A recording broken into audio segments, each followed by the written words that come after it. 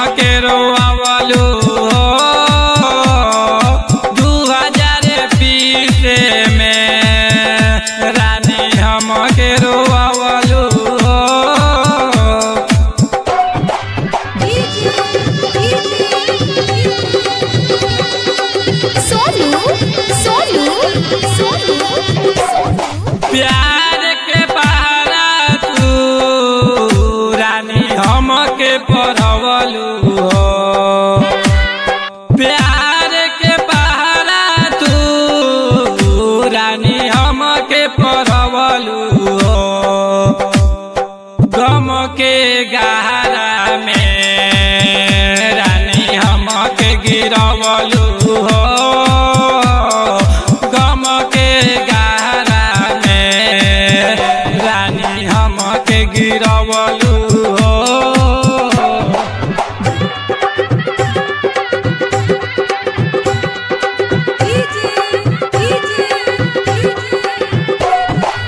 सोनू सोनू सोनू अर्निया अर्निया अर्निया संतोष सिंह के तू अब गइलू भुलाई हो।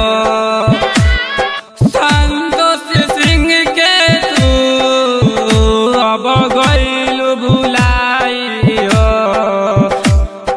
भी के निदर दी के लेलू दिल में बसाई हो।